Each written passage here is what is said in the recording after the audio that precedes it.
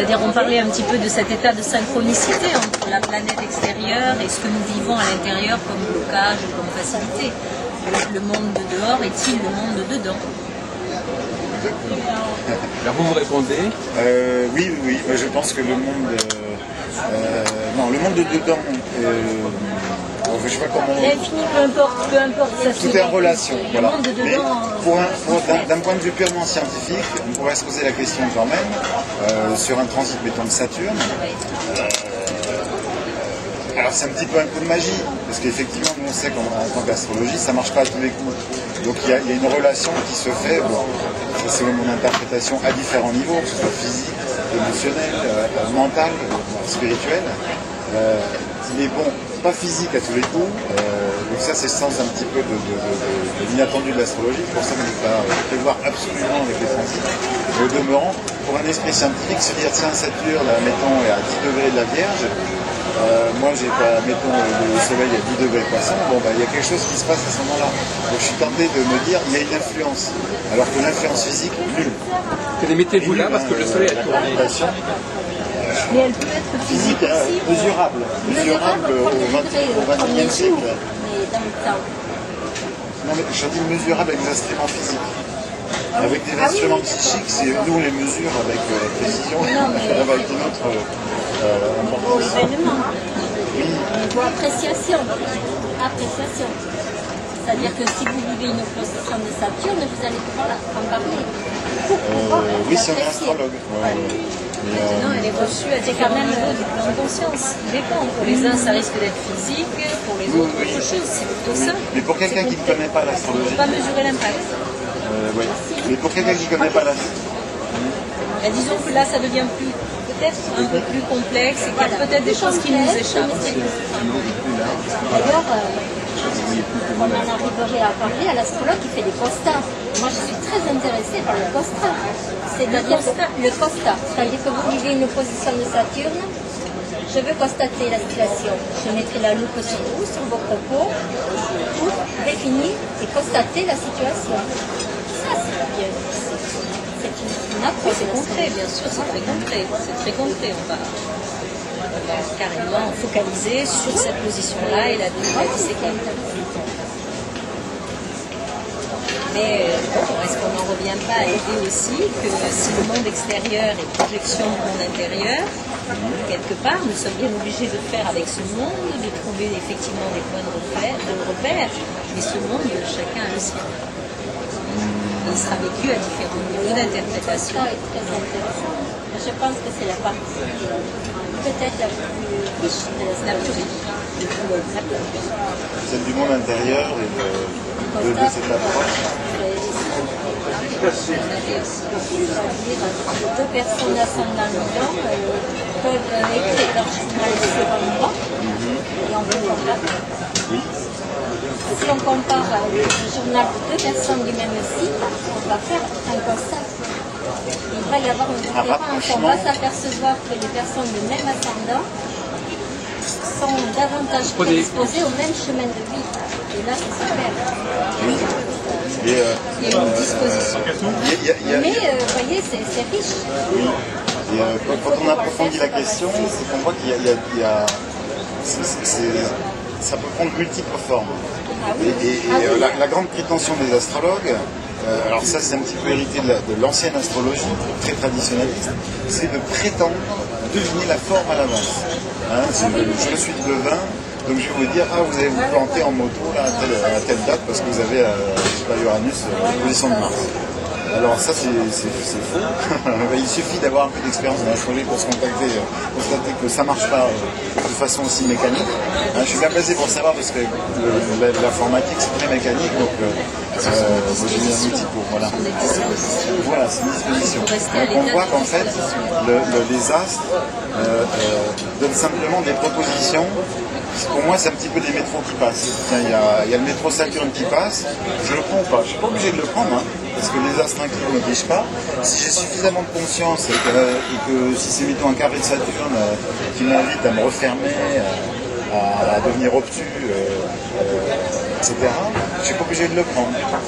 Mais par contre, il faut que j'ai la conscience suffisante, déjà de savoir que j'ai Saturne qui vient titiller, et de savoir quoi en faire de cette énergie. Parce que le réfrigérateur, il va être là avec Saturne. Alors est-ce qu'on peut dire que par exemple, si vous voulez, le carré de Saturne va peut-être être vécu de la même façon, jusqu'à ce qu'il y ait eu effectivement un travail de prise de conscience de la personne, qui à ce moment-là, si jamais ça se repositionnait un petit peu en difficulté, elle le vivrait autrement. On vit de façon Donc il y analogue. a eu une évolution de conscience. De façon analogue. Parce que le problème, c'est qu'on va vivre quelque chose toujours par rapport à un ensemble. Moi, il me semble que, mettons quelqu'un qui est saturnien, va recevoir un transit de Saturne, je veux dire, sa musique, elle va être complètement différente qu'un jupitérien. Voilà. Les saturniens ou jupitériens vont avoir une attitude déjà, une prédisposition différente Oui, bien sûr. par rapport La même chanson, ouais. Et pour un Saturne, on pourrait très bien imaginer le côté restrictif. Et pour l'autre, ça peut être aussi l'inverse de Saturne. C'est-à-dire que on dit vierge folle, vierge sage, par exemple. Donc on peut avoir le Saturne fou. C'est-à-dire là, il n'y a plus de limite. Donc quelqu'un qui est jupitérien pourra péter les plombs et pas avoir une expression. Enfin voilà.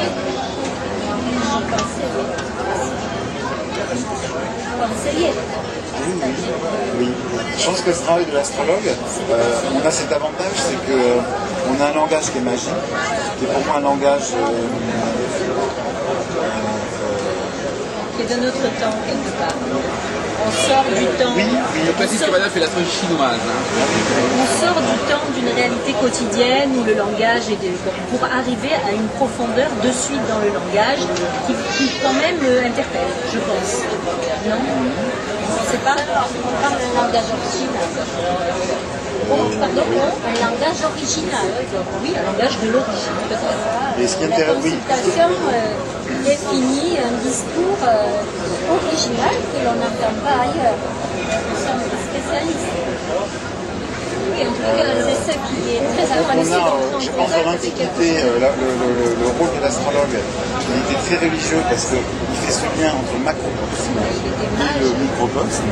Là, c'est le mage. Oui, c'est le mage, bien sûr. Donc aujourd'hui, l'astrologue moderne, il a à la fois une responsabilité et un rôle qui est de traduire le jeu des astres, le jeu de l'astrologie, de traduire en quelque chose d'intelligible et quelque chose d'utile. C'est ce dont vous parlez tout à l'heure. Selon mon opinion étant que quelque chose mérite d'être dit si c'est utile, si ça peut servir à la personne, si on le sent. Et dans le cas contraire, ça sert à rien. L'astrologie ne fait sens que si elle est utilisée à une fin lumineuse. Quand même dans une relation d'aide, une relation de mise en ouverture, de miroir, voilà. Oui, on a ce rôle d'éclairer à travers j'aimerais définir peut-être c'est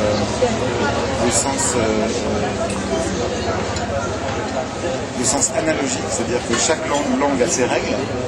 Je trouve que l'avantage qu'on a nous astrologues par rapport au langage, c'est-à-dire que si je vous décris une maison, voilà, si on n'est pas astrologue, une maison, c'est une maison, voilà, des murs, une fenêtre, un jardin. Pour un astrologue, une maison, ça a déjà une signification, je dirais, holographique. C'est-à-dire que la maison, c'est la lune, c'est lié à la mer, lié à la famille, lié C'est une grosse symbolique. Voilà. C'est une symbolique qui parle à notre inconscient. On rentre Nos racines. dans un comment dire, C'est holistique, c'est vrai. voilà, et hologrammique. Oui, aussi. Et même le langage en lui-même est hologrammique. La mer sur laquelle on voit les bateaux, et la maman, la mère, voilà. On a des correspondances du langage. En astrologie, la richesse de notre discipline, c'est qu'on a vraiment beaucoup d'analogies. C'est tridimensionnel. Ouais, peut-être plus. Donc, voilà, on va pouvoir mettre en relation des choses qui, pour un esprit non-astrologue, ne ferait aucune relation. Alors nous, on les fait automatiquement. Est-ce qu'on ne peut pas faire mieux? Mieux. On peut affiner, je pense que c'est un art. Mieux et davantage. On peut toujours, mais après c'est l'invention de chacun, je crois. C'est du patin. L'expérience de chacun de s'en servir pour en faire Donc, attendez, alors donc on vient d'accueillir Monsieur Patrick Gianni, et donc je vous présente Marina Kner de Nîmes et Beat Esprosa de l'Aveyron, de Rodez. C'est l'air du berceau, donc ça va bouger aussi dans ce sens. Patrick Gianni, alors, qui est un vieux complice de Monsieur Vega. Donc c'est lui qui écrit les programmes justement de... Texte d'interprétation de logiciels astronomiques et des cours d'astrologie de Jupiter. On a eu des critiques, mais constructives sur les textes. Oui, il y en a beaucoup, hein. Je pense que ce que vous avez fait dans je connais juste le logiciel Terminatal. Alternatal, oui. La partie calcul est très bien, la partie texte est bien, mieux que ce qui existe, mais ça peut être amélioré à mon avis. Bien entendu. Les textes pourraient être, non, à l'infini, mais sans aller très à l'infini, vous pourriez un petit peu mettre ça dans les mains d'un écrivain astrophysique. Lise, Peut-être en deuxième Lise, question. un écrivain. Enfin, je vous donne mon avis. Moi, je sais que les textes sont. Il y a des phrases trop abruptes. Il y a des phrases trop abruptes. On parle du même logiciel. Je voudrais collaborer avec vous. Ce sont des textes qui ont été écrits il y a pratiquement 15 ans. Ah, voilà, c'est ça. Je vois ça. Alors je voudrais une petite parenthèse. Béatrice, vous vous occupez d'une librairie, c'est ça, à Rodez? Moi, j'ai un bureau d'études. Elle a un concept très intéressant J'ai un à bureau Rodez. d'études. J'ai un bureau d'études. Je pratique l'astrologie depuis 20 ans quand même. Bon, autodidacte, peut-être une avec passion et activité et études. Donc j'ai un bureau d'études. Et à partir de là, je pense avoir créé, et je me considère assez C'est une libraire conceptrice. astrologue. Donc j'ai mis au point une bouquinerie qui s'appelle la bouquinerie du Zodiac. En fait, il y a toute une infrastructure et tout un développement. Ça s'est mis en place à l'époque parce que je faisais des recherches en chronologie. Donc je me référais à tel livre qui correspondait à telle époque. Donc sur 15 ans de pratique, ça s'est étoffé. Et maintenant, j'ai ouvert la bouquinerie du Zodiac. Il y a une conception. Des livres d'astrologie. Non. Alors vous classez les ouvrages d'après leur signe zodiacal. Donc la personne arrive, elle vous dit je suis de tel signe, vous lui dites quel est le livre qui vous convient. Donc vous vendez vos Je livres. peux, sans faire moi d'interprétation temporelle, je peux diriger le lecteur dans l'idée du 7e art intellectuel, si vous voulez, dans cette démarche-là, vers des ouvrages qui correspondent à son propre corps. L'idée simple. Oui, mais simple, mais ceci dit, lorsque on fait la demande, je peux aussi trouver votre chaîne astro-généalogique, vous dire quelles sont les personnes qui sont nées avec les mêmes configurations que vous, mais ça se limite pas ça, il y a quand même un compte rendu écrit, puisque j'ai fait beaucoup de recherches et j'ai plusieurs volumes des traités d'astrologie. Bah, moi, j'ai Par fait, exemple, Jupiter en Verseau, l'an prochain, Jupiter passera en Verseau, ça met en relation avec Arun Taziev qui est né avec Jupiter en Verseau, mais quelle est la définition de Jupiter en Verseau? Philosophie Arun Taziev, je peux vous faire voir ça. Il y a aussi Novalis, le philosophe Novalis qui était né avec Jupiter en Verseau. J'ai un compte rendu, enfin voilà. ces correspondances voilà, à travers les positions astrales. Et vous touchez un public qui n'est pas astrologue, qui n'est pas d'astrologue en fait. Vous touchez un public. Moi je pense que Quel est votre public? Quelle est votre clientèle au niveau de cette librairie? corporatiste, le multiniveau sûrement scientifique, journalistique, mais moi je travaille assez en micro. Donc, je vous avais posé la question de savoir donc quel est, parce que vous êtes tellement qu'est-ce qui, voyez-vous, moi ce qui me frappe, Daniel Vega, c'est que le grand public, qu'est-ce que connaît actuellement le grand public de l'astrologie en fait, hein? Mais pas grand-chose. Les pérégrinations des astrologues, les égaux des astrologues. quels sont les systèmes, quels sont les techniques que le grand public à peu près a l'impression de connaître, si ce n'est Pas grand chose. Oui. Il faut les faire connaître. Alors justement, il ne faut pas tout envoyer en vrac. On est obligé de faire un montage comme ça, parce que l'idée sur le site on s'ennuie à lire les vidéos, là, ça dure des heures, on va faire un montage et faire couper les trucs intéressants, voilà, comme Daniel Vega fait Pitre devant la caméra. Mais il ne faut pas oublier le contraste entre l'astrologie gratuite et l'astrologie proposée par les professionnels qui méritent salaire. Non, mais Oui, mais d'accord. là, c'est ça. Je travaille pour vous. Non, mais Parce que voilà. il y a 7000 personnes qui ne connaissent pas l'astrologie. Ils passent par ici. Non, mais il puis faut après, ils ont une distinguer. Moi, hier, j'ai employé à Toulon, j'ai employé une expression. J'ai dit qu'il faut distinguer les gardiens de la citadelle qui sont confrontés aux adversaires de l'astrologie, et puis il y a ceux qui habitent et qui font tranquillement leur petit travail à l'intérieur de la forteresse, et qui eux ne sont pas des militaires, ne sont pas des combattants. Et notre ami Vega, c'est un combattant. Alors que vous voulez simplement qu'on vous laisse faire votre travail tranquillement. C'est pas du tout la même Je chose. suis un combattant pacifique, c'est-à-dire C'est comme dans les castes indiennes, il y a les militaires, il y a les commerçants, et chaque caste a sa fonction. Moi, je suis pas trop combattant, mais je suis actif. Voilà. Donc, je ne veux pas combattre les astronomes, bien que j'aime bien des idées. Voilà. Mais je trouve qu'on perd trop de temps à vouloir justifier l'astrologie. C'est fini. Pour moi, l'astrologie, elle est. On n'a rien à prouver. Si quelqu'un s'intéresse à l'astrologie, il étudie et voilà. Et là, il aura une opinion. Maintenant, l'opinion grand public, entre guillemets, c'est quoi? C'est l'image qu'on veut faire passer. Enfin voilà, c'est pas vraiment une définition. Je pense que les astrologues doivent se concentrer sur une chose, c'est faire connaître l'astrologie, mais telle qu'ils la pratiquent de façon claire, limpide, simple. Voilà. Et sortir, ce que je disais tout à l'heure, de tous les schémas d'ésotérisme, de mystère, de magie, de pouvoir. Hein. Il faut quand même reconnaître que les astrologues, c'est quand même, ça fait partie de leur karma. Hein. On touche quand même à des parties un petit peu sensibles de l'individu à travers notre âme. Et la notion de pouvoir n'est pas trop éloignée. Et je pense que c'est vachement important que tout astrologue ait conscience de ça. C'est-à-dire que quand on fait un thème, quand on va parler d'un thème, quand on va dire quelque chose, c'est de se dire, bon voilà, est-ce que là je me fais pas plaisir, est-ce que je donne une information, est-ce que je rends service, voilà.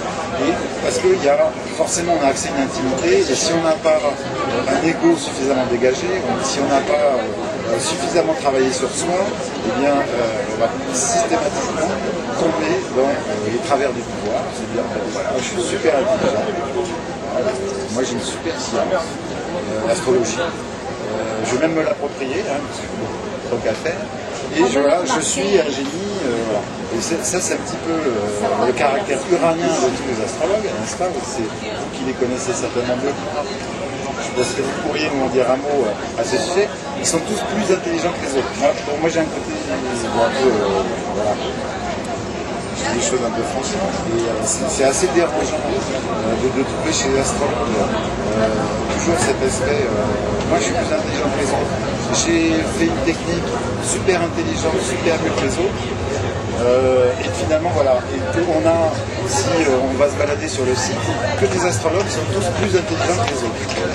Mais aucun parle de l'astrologie au grand public, c'est-à-dire aux gens qui ne connaissent pas l'astrologie. Le site d'astrologie, tous les astrologues. Moi, j'ai été me balader sur la VDAF. Alors, j'apprends que je suis le patron de la VDAF. Il a dit qu'il ne fallait plus faire de prévision. Hein.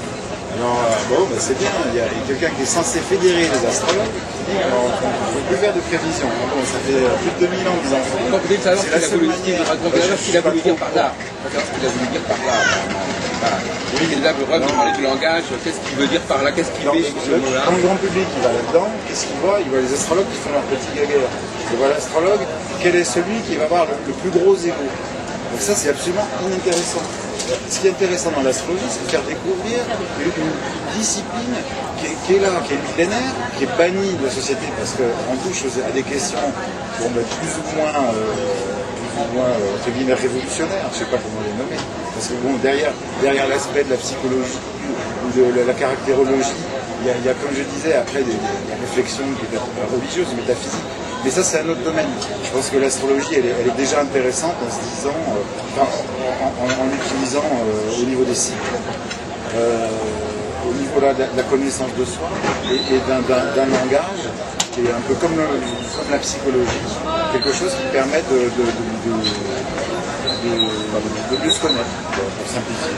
Enfin, moi, vous êtes d'accord avec moi, j'espère, Daniel, pour dire que malgré tout, présenter à ex abrupto au grand public le travail de l'astrologue conseil, ça lui donne aussi une image assez déconcertante de l'astrologie. Ah bon? Parce que c'est très complexe déjà, c'est quand même un travail très complexe. Est-ce qu'il n'y a pas... Il faut le voir. On va passer d'une astrologie des 12 signes zodiacaux, très très simple, et tout d'un coup, on va vous dire non, la vraie astrologie. Alors là aussi, vous êtes déconcertés. Vous dites non, c'est pas la bonne astrologie, la vraie astrologie, c'est celle de l'astrologue. Donc là aussi, vous créez une perplexité dans le public. Je pense que les choses sont. L'astrologie, elle est. Donc, il ne faut pas se poser la question de savoir est-ce que les gens, est-ce qu'ils savent qu'il y a 10 planètes, ou est-ce qu'ils savent ça? Non, il y a ce qui est. Après, vous posez des questions, on répond aux questions. Mais on ne commence pas par répondre aux questions avant de rentrer dans la matière. Mais c'est complexe, parce qu'on a, nous, la lourde charge, justement, d'être praticien et d'être enseignant. C'est complexe. Oui, pour être enseignant. Il y a l'astrologie, il y a l'astrologie des astrologues. Ce que j'entends aussi, c'est que il y a une forme d'idéalisme en disant il faudrait une image de l'astrologie, quelque chose d'assez cohérent. Ça fait quand même des dizaines d'années que tout le monde essaye de faire un truc cohérent de l'astrologie, personne n'y arrive, on se demande pourquoi, l'Uranus n'a pas de temps. Et que, en fait, je trouve que la question, elle n'est pas là, la question, elle est de savoir comment on va intéresser les gens, donc de sortir de l'aspect magicien, de sortir de l'aspect de l'astrologie judiciaire. Je vais juger votre thème astral. C'est-à-dire, je suis un grand mage, j'ai la grande connaissance, je vais juger votre nativité. Je veux dire, c'est bon, on est d'accord pour dire que celle-là, elle est dépassée. Vous êtes un rabatteur de l'astrologie. Au sens de la chasse, c'est-à-dire que vous rabattez les gens vers les astrologues, en fait, quelque part. Oui, moi je pense si on a une démarche de dire, moi c'est ça, moi j'ai une démarche, je ne connais pas l'astrologie, j'ai une formation scientifique, j'étais à l'époque à la fac en biologie, et puis je vais trouver un bouquin d'astrologie, j'y crois pas, mais je vais prendre un bouquin. Et voilà comment je me suis mis à l'astrologie, parce que j'ai découvert que ce n'était pas aussi simple que je pouvais l'imaginer, ce fameux 12 sites, et qu'il y avait quelque chose de plus intéressant. Donc j'ai eu cette démarche, on va voir la méthode. Ce qui manque à l'astrologie, c'est une corporation. Parce qu'individuellement, on est obligé de rétrograder. J'ai fait individuellement, on se Le problème de la corporation, vous aurez toujours quelqu'un qui va vous dire ce que vous devez faire. Et c'est ça le problème de l'astrologue. Moi, j'ai pas envie que quelqu'un me dise vous allez pratiquer, mais sans faire de prévision. C'est pas ça l'ambition. Non, on a peut-être notre ambition. Non, je pense que on n'a pas d'ambition en tant qu'astrologue, on se satisfait d'une profession, d'une démarche individualiste, ou alors on veut parler d'astrologie, la rendre crédible, lui donner toute sa valeur, et il faut qu'il y ait une corporation professionnelle. Moi je trouve ça intéressant comme idée, parce que je suis contre. Alors moi je sais pas, je suis contre, je trouve ça vain de vouloir faire une corporation. Une personne vient me voir, elle me dit voilà, j'ai besoin de savoir où j'en suis spirituellement. Je vais peut-être lui dire, moi je ne suis pas compétente pour répondre, mais ce collègue-là, je lui fais un petit mot et je vous envoie chez un collègue praticien. Ainsi, dans chaque ville, il y a un astrologue et les choses se passent professionnellement bien et on évoluera comme ça. Sinon, on est des marginaux. C'est la même chose que pour la médecine. obligé de se justifier, sans parler de l'approche administrative, quel statut nous faut-il, quel salaire méritons-nous, quel est notre rôle de professionnel. Là, on rame actuellement. Moi, Voilà. je pense que Mais bon, ça fait rien. l'astrologie, c'est suffisamment une démarche, je dirais, individuelle,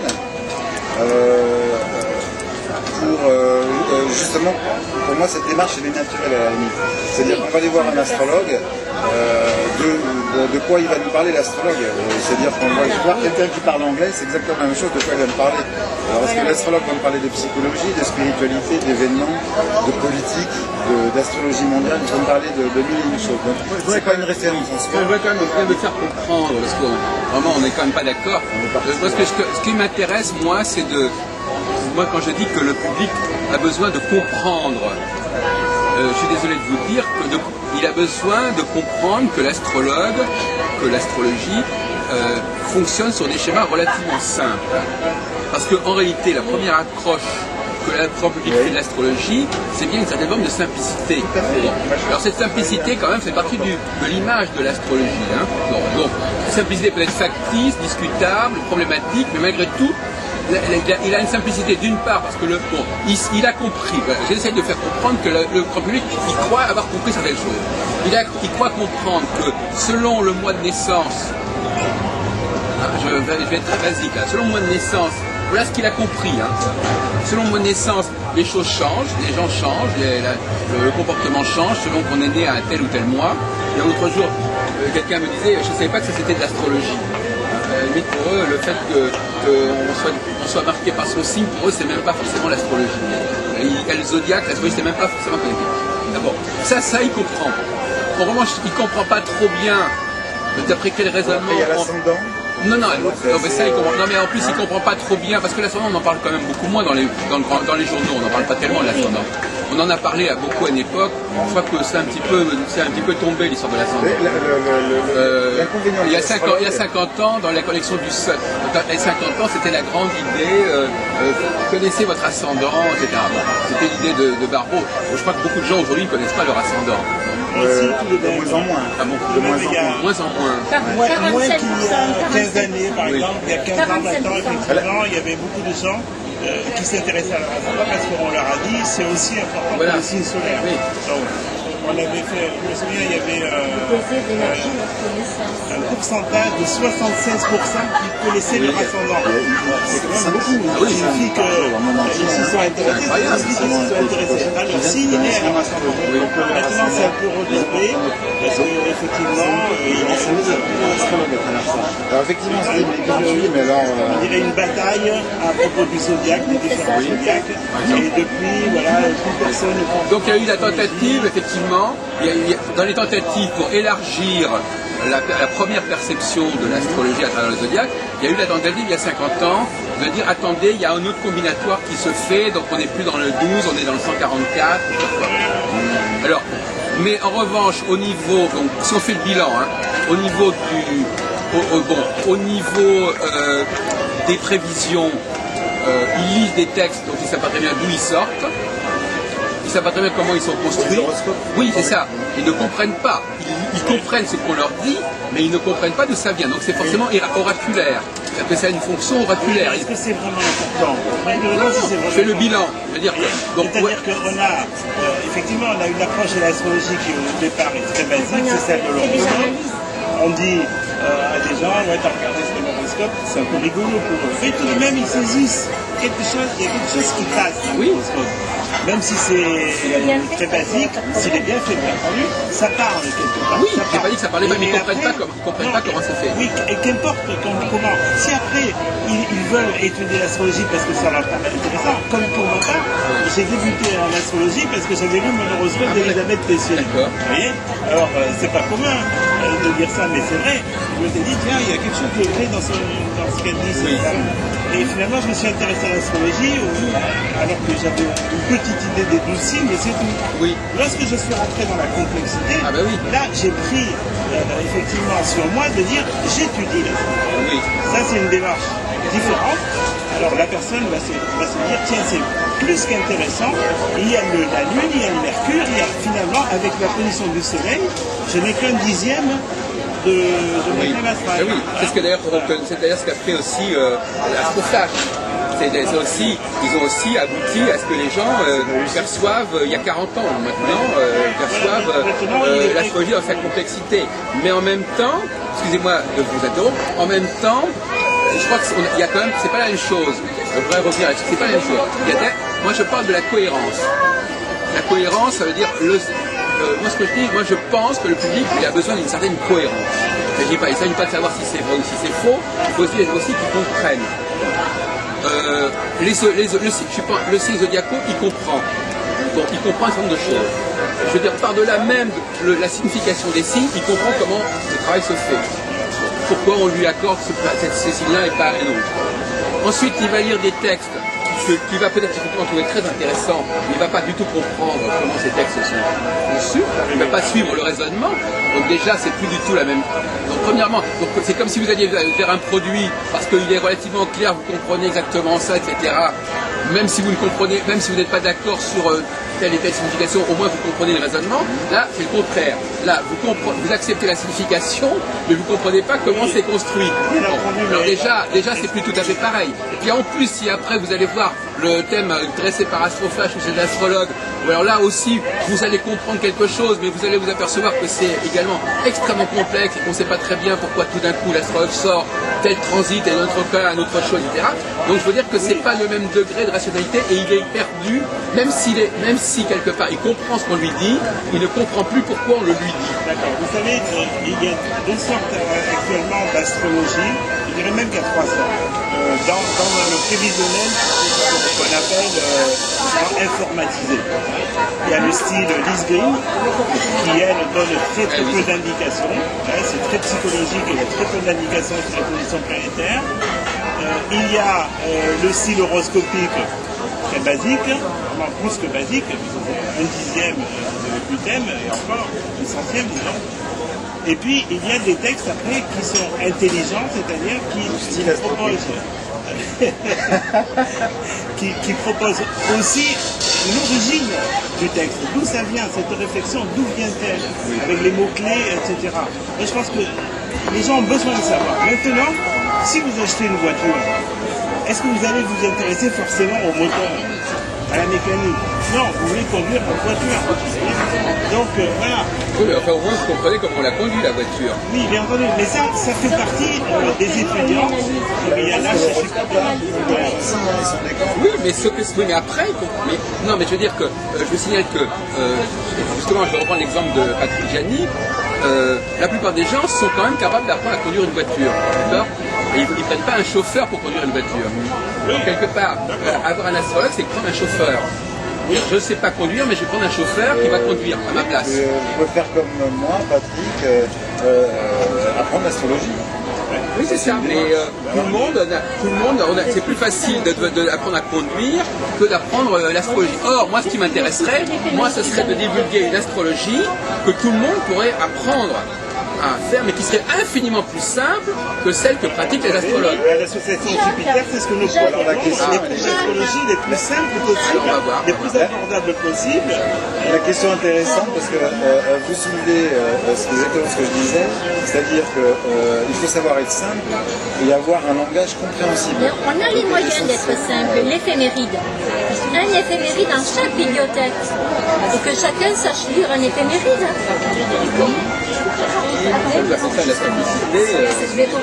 Non, mais il ne faut pas non plus demander. Je voudrais parler par exemple de l'astrologie mondiale. Par entière, même pour soi. L'astrologie mondiale, d'une certaine manière, est plus facile à comprendre que l'astrologie individuelle. On travaille sur un certain nombre de configurations, etc. Bon, voilà donc quelque chose que le grand public ne connaît pas. Il connaît d'un côté les 12 signes, de l'autre côté il connaît l'astrologie individuelle, soit par la consultation, soit par l'ordinateur. Il ne connaît pas l'astrologie des cycles. À la Renaissance, j'en parlais encore hier, l'astrologie était connue justement par la théorie des cycles, notamment les cycles Jupiter-Saturne. Donc c'est vrai, c'est ça que je dis. Est-ce qu'on ne pourrait pas, avant de passer immédiatement à l'astrologie, n'oublions pas que l'astrologie du cycle, c'est pas une astrologie individuelle. Je pense que l'astrologie du cycle, c'est une astrologie du collectif, parce qu'il y a des millions de gens qui sont de Bélier ou du Taureau, etc. Donc on n'est pas. Donc, alors, au lieu de passer directement de basculer directement de l'astrologie des 12 signes, qui est forcément du collectif et du global, où chacun sait qu'il n'est pas tout seul à être Bélier ou du Taureau, etc., avec l'astrologie hyper individuelle, à mon avis, là, on saute un échelon. Et un échelon qu'on saute, c'est l'astrologie cyclique, c'est l'astrologie collective, c'est l'astrologie mondiale. Donc la question, en fait, elle est comment s'y prendre pour rendre une astrologie simple, accessible à tout le monde. Non, il ne s'agit pas de ça. Il ne s'agit pas de remettre en question l'astrologie individuelle. Il s'agit de. Je prenais l'exemple de la case des commerçants et la case des militaires. Il s'agit que chacun doit jouer son rôle. Il y a ceux qui doivent défendre l'astrologie au niveau du grand public, au niveau même que ceux qui soient d'ailleurs, qui veuillent aller ou pas chez l'astrologue, peu importe, qu'on la défende au niveau de son image. Et puis après. Bon, ensuite, il peut y avoir le petit artisan qui n'est pas un militaire, qui n'est pas un combattant et qui, lui, va faire son petit travail dans son coin. C'est ça le problème. On ne va pas passer de l'un à l'autre. Il y a une caste intermédiaire qui est celle de ceux qui sont capables de présenter au moins l'astrologie dans sa dimension citoyenne. C'est-à-dire qu'est-ce qu'elle peut être comme un outil de compréhension du monde, de la société, avant de basculer, il ne s'agit pas de simplifier l'astrologie, il s'agit d'élaborer une interface entre l'astrologie des 12 signes et l'astrologie du thème individuel, et cette interface, c'est plus ou moins l'astrologie mondiale. Je ne pense pas. Je ne pense pas parce que... vous avez un blocage sur l'astrologie mondiale qui vous fait que vous voulez absolument basculer. Non, parce que moi je ne sais pas comment on va faire venir en consultation. On n'a pas dit qu'il fallait venir. Non, mais on n'a pas dit que c'était le but. Non, mais si les gens, si on se dit tiens demain pour rendre populaire l'astrologie, on va faire de l'astrologie mondiale partout. Mais à ce moment-là, c'est inintéressant par rapport à... Pas du tout. À ce moment-là, justement, les gens vont se dire comment moi je vais vivre le processus, etc. Et à ce moment-là, ils vont se poser la question au niveau de leur astrologie individuelle. Mais avant que les personnes se demandent qu'est-ce que ça doit signifier pour moi individuellement, il faut déjà qu'ils soient interpellés au niveau collectif. Si je dis par exemple, il y a une configuration... Le collectif, comment on l'entend le collectif? C'est ça le problème. Et vous l'entendez d'une manière, moi d'une autre. Donc on n'a pas de langage commun. Moi, je vais peut-être un peu paraître orgueilleux en disant ça, mais moi, si je fais le thème de quelqu'un, il est forcé de constater l'astrologie, de voir que ça marche, il y a des choses intéressantes. Donc là, il y a plus un rapport intime, il y a, je dirais, comment on peut toucher l'intérêt ou la véracité, entre guillemets, de l'astrologie, c'est à travers la pratique. Hier, il y avait une dame qui disait ça. Hier, j'étais à Toulon. Il y a une dame on était en train de discuter, imaginer la conversation entre un astrologue et un astronome. On a disait, oh, mais écoutez, je vais demander à l'astronome d'étudier son thème, et puis comme ça, hop, il sera convaincu. Non, écoutez, je suis désolé, c'est pas digne de vous, ce genre d'argument. Il faut dire les choses comme ils sont. On va pas dire, bon, voilà, allez, on vous fait votre thème, et puis après, vous fermez votre gueule. C'est simple que ça. Non, mais bon. L'astronome, il faut d'abord lui poser la question, qu'est-ce qu'il n'a pas compris? Parce qu'il y a toujours un truc qu'ils n'ont pas compris. C'est une dérive, non, mais il ne faut pas exagérer. Alors bon, autant pour vous à ce niveau-là, mais malgré tout... Ce que je voulais dire... Non, mais il ne faut pas exagérer. C'est qu'en pratiquant l'astrologie, c'est la seule manière de donner envie de s'y intéresser. C'est votre avis, non mais c'est votre avis, c'est pas le mien. Ah oui, suite. Pour vous, c'est l'astrologie mondiale. Non. Je dis que c'est comme s'il y avait un chaînon manquant, si vous voulez, dans le discours, voyez-vous. C'est-à-dire que, par exemple, l'autre jour, j'ai fait un exposé justement sur l'astrologie mondiale, sur les collectifs, et j'ai dit à un moment donné, effectivement, on annonce une configuration. Maintenant, si les gens veulent savoir, ils savent que c'est du collectif, ils veulent savoir que ça signifie au niveau individuel. Parce que voilà, il passe par le structure individuelle. Il faut d'abord qu'il y ait un questionnement. Il faut que d'abord la question se pose, qu'est-ce qui peut arriver au niveau du collectif? Et puis après, la personne se dit, et moi, qu'est-ce qui va m'arriver à moi individuellement? Il faut déjà enclencher le processus de l'interrogation. De quoi vous allez... Moi, je vous parle d'astrologie mondiale. Pluton qui rentre en Capricorne. Donc, allez, grand gourou. Je n'ai pas dit que ça va être c'était telle astrologie mondiale, j'ai dit le principe de l'astrologie mondiale. Je n'ai pas dit que je ne défends pas toutes les astrologies mondiales et tous les autres astrologies mondiales, mais ce que je dis simplement, actuellement, il y a des... Je veux dire, c'est que les gens qui vont parler d'astrologie mondiale, elles vont pas rendre nécessairement l'astrologie intéressante. Et même si Grand Gourou on fait des prévisions extrêmement précises, non, mais on peut modifier, on peut, attendez, les gars, on n'est pas obligé de défendre le bilan de l'astrologie mondiale actuelle, on est en train de défendre le concept d'astrologie mondiale, c'est-à-dire l'idée qu'il est important qu'il y ait quelque chose de cet ordre-là qui existe. Maintenant, quoi, c'est un autre problème. Ah oui, mais au même titre que d'autres astrologies. Au même titre que d'autres astrologies. Non, mais il y a l'astrologie psychologique, l'astrologie... Non, mais c'est pas au même niveau.